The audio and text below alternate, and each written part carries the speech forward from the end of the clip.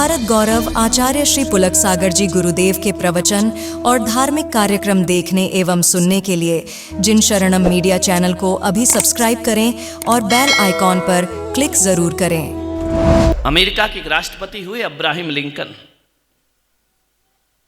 उनके बच्चे का दाखिला एक स्कूल में हुआ। अमेरिका का राष्ट्रपति स्कूल के शिक्षक को एक पत्र लिखता है, बड़ा प्यारा पत्र लिखा। उसने कहा कि शिक्षक महोदय,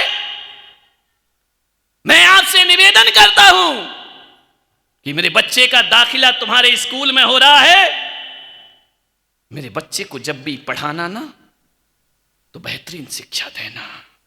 अमेरिका का राष्ट्रपति लिखता है कि अक्षरों का ज्ञान कम देना और अनुभव का ज्ञान मेरे बच्चे को ज्यादा प्रदान करना। अमेरिका का राष्ट्रपति लिखता है ऐसा पत्र। आज तक अमेरिका के राष्ट्रपति के अलावा किसी को जीवन में लिखने की हिम्मत ना हुई।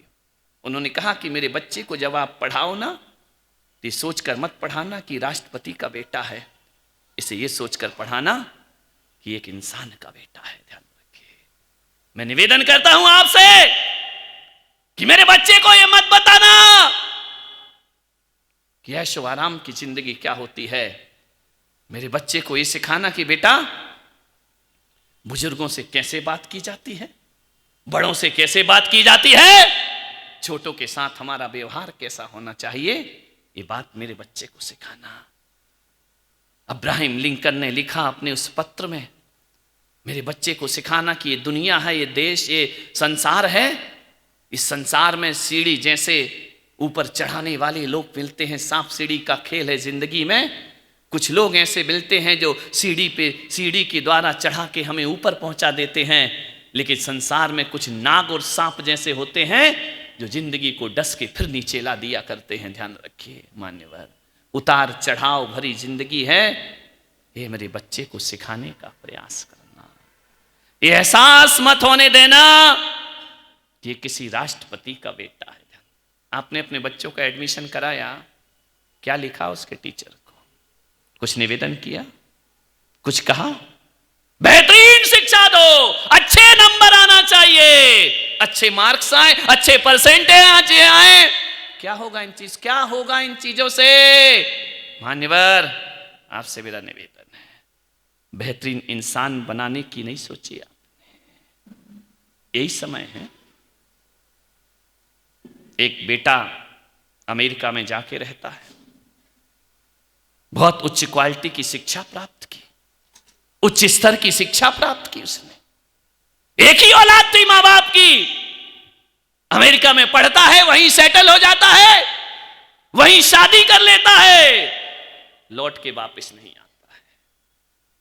बूढ़े मां बाप घर में बैठे हैं, रो रहे हैं, आंसू बहा रहे हैं। हर महीने पैसा भेज देता है कि आप रहो गांव में, ये पैसा भेज रहा हूं, आपके खर्चे में उठाऊंगा। लेकिन एक बार भी उस बच्चे ने नहीं कहा कि पापा मेरे साथ अमेरिका में आ जाइए।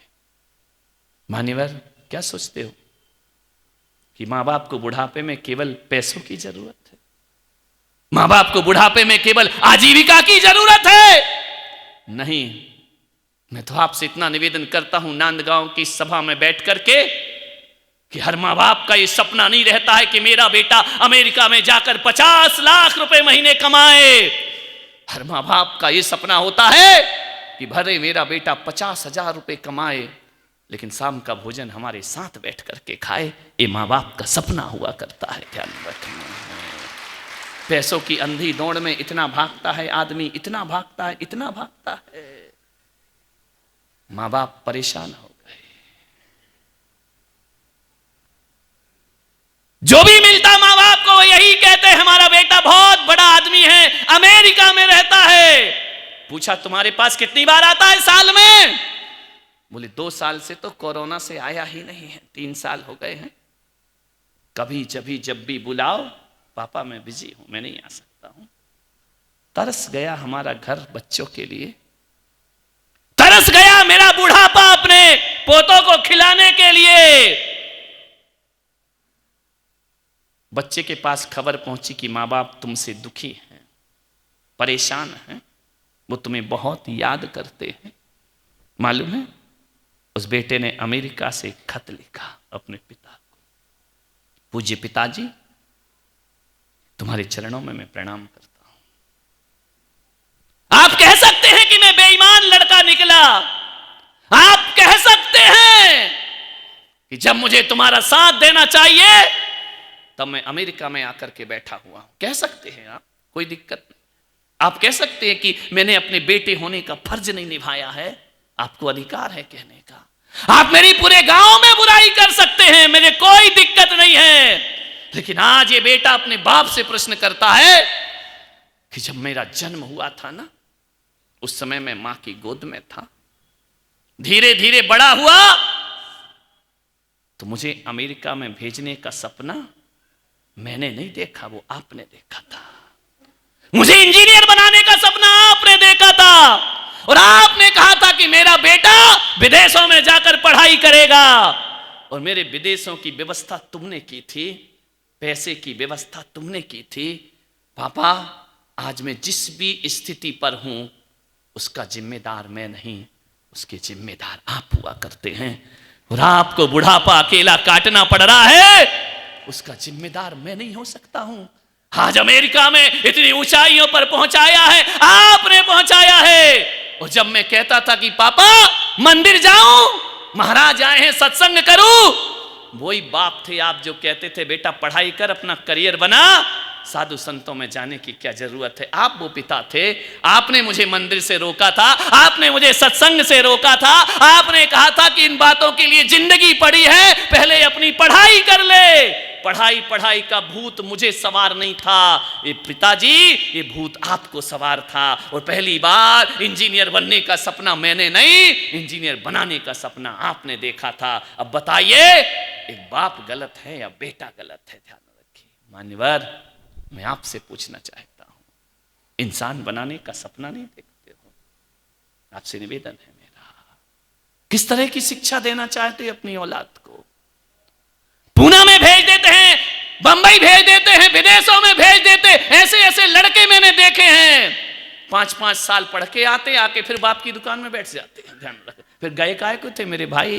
तुम्हें तो बहुत बड़ा व्यापार करना था ना। फिर लौट के नांदगांव आ जाता है रामलाल, काहे के लिए गया था? ये पढ़ाई तो नांदगांव में भी हो जाती जो तू वहां कर रहा था। बोले नहीं महाराज, जाना पड़ता है। क्यों जाना पड़ता है? सीखने को मिलता है। क्या सीखने को मिलता है? अय्यासियां सीखता है बेटा, ऐसो आराम सीखता है बेटा, पैसों को कैसे बर्बाद करना ये तुम्हारा बेटा हॉस्टलों में जाकर सीखा करता है। मेरे भाई, जिन्हें पढ़ना है ना, पढ़ने वाले लोग स्ट्रीट लाइट के नीचे बैठकर भी पढ़ाई कर लिया करते हैं। और जिन्हें नाम कमाना है वो सरकारी स्कूल में अभी अव्वल दर्जे में पास।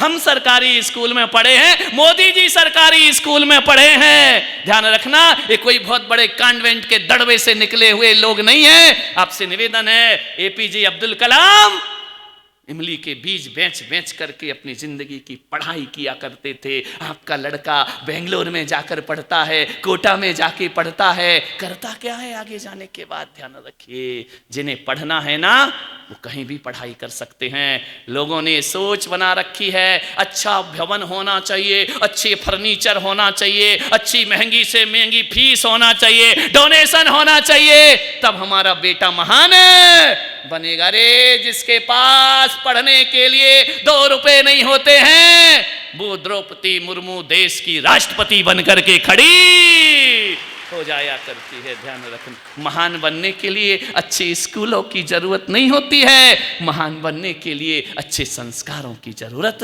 हुआ करती। एक बच्चा एडमिशन ले रहा था औरंगाबाद में, मैं विदेश जाके पढ़ूंगा, मैं हिंदुस्तान में नहीं पढ़ सकता, यहाँ के स्कूल अच्छे नहीं है, यहाँ की शिक्षा अच्छी नहीं है।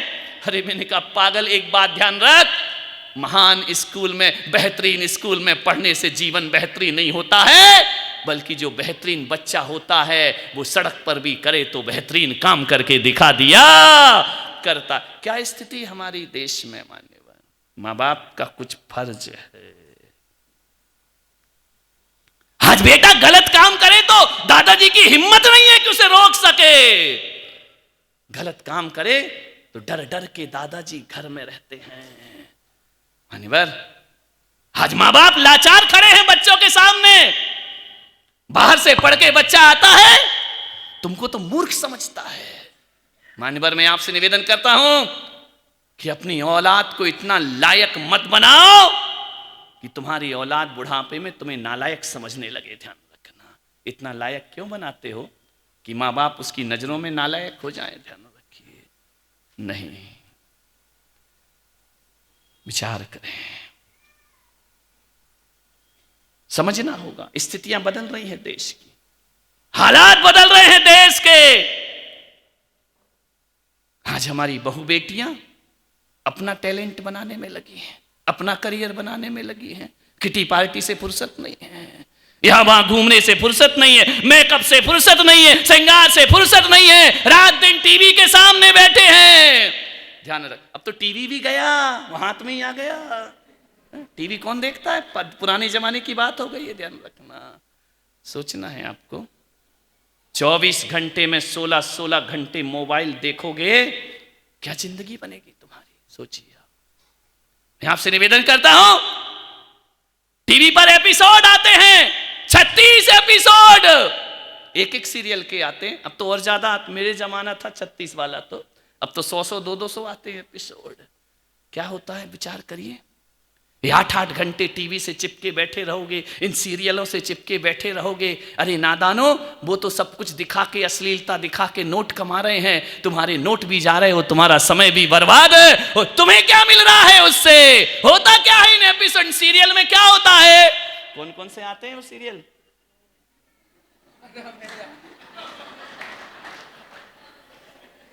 नहीं, नए नए बने ना, मैं पुराना महाराज हूं। अनुपम, सब मालूम है, अपने को कुछ नहीं मालूम है। हमारा तो गया नुक्कड़ का जमाना, बुनियाद का जमाना। ये जो है जिंदगी, गया वो जमाना हमारा। पहले इतने सभ्य सीरियल आते थे कि पूरा परिवार एक साथ बैठकर सीरियल देखा करता था। आज तो स्थिति ये हो गई है कि बेटा बाप के साथ नहीं देख सकता, बाप बेटे के साथ नहीं देख सकता है। ऐसे ऐसी पिक्चरें आ गई हैं, ऐसे ऐसे सीरियल आ गए हैं। जब हॉट सीन आता है ना, तो बाप उठ के शर्म से पानी पीने चला जाता है। बेटा देखते रहता है, बेटा कहता है पापा आ जाओ, वो सीन निकल गया। ये हालात है तुम्हारी टीवी के, विचार करिए, सोचना है आपको। मानने 36 एपिसोडों में क्या होता है? 35 एपिसोड तो छल प्रपंच के हैं। एक प्रेमिका एक पत्नी का घर उजाड़ती है, परिवार उजाड़ती है। एक आदमी कितनी शादी कर लेता है पता नहीं चलता है। क्या परोसा जा रहा है हमारे देश की संस्कृति के सामने? मान्यवर, आपसे निवेदन है, कौन सी पाश्चात्य संस्कृति परोसी जा रही है? हमारे मुल्क में अश्लीलता रस्क करती है। जिसे देखो वो पश्चिम के गाने गुनगुनाता है। जिसको हिंद की तहजीब से नफरत है, सुन ले, हमने सुना है पश्चिम में जाके सूरज डूब जाता है। ध्यान रखना, हमारा देश तो पूरब का देश है। पश्चिमी सभ्यता सूरज डुबाने की सभ्यता है, और हमारी सभ्यता पूरब की सूरज उगाने की सभ्यता हुआ करती। हम कहते हैं तमसो मां ज्योतिर्गमय। हमारी आचार्यों ने, ऋषि मुनियों ने दिया है कि अंधकार से प्रकाश की ओर ले चलो। और पश्चिम की सभ्यता क्या कहती मालूम है? एक केक बनाया जाता है, मोमबत्ती लगाई जाती है, जलाया जाता है, प्रकाश से फूंक देते हो ना उसको। फूंक क्या देते हो, थोड़ा सा थूक भी देते हो। ध्यान रखना, अब केक कटेगा, मोमबत्ती फूकेगी तो थोड़ा सा अब थूकना और चाटना, ये हमारे भारत की संस्कृति नहीं, ये विदेशों की संस्कृति है। हमारे यहाँ तो जन्मदिन पे केक और मोमबत्ती नहीं, हमारे यहाँ तो भगवान के चरणों में आस्थाओं के दीप जलाए जाते हैं। वो भारत की संस्कृति हुआ करती है। जलते हुए दीप बुझाना हमारे भारत के लोगों का काम नहीं है। बुझे हुए दीपों में रोशनी भर देना ये हिंदुस्तान का काम हुआ करता है। मान्यवर, सोचना किस संस्कृति की तरफ बच्चों को छोड़ रहे हैं आप? आपकी ही जिम्मेदारी है। यदि तुमने आज बच्चों का वर्तमान नहीं सुधारा, उनका भविष्य और तुम्हारा बुढ़ापा दोनों ही बर्बाद हो जाएंगे। ध्यान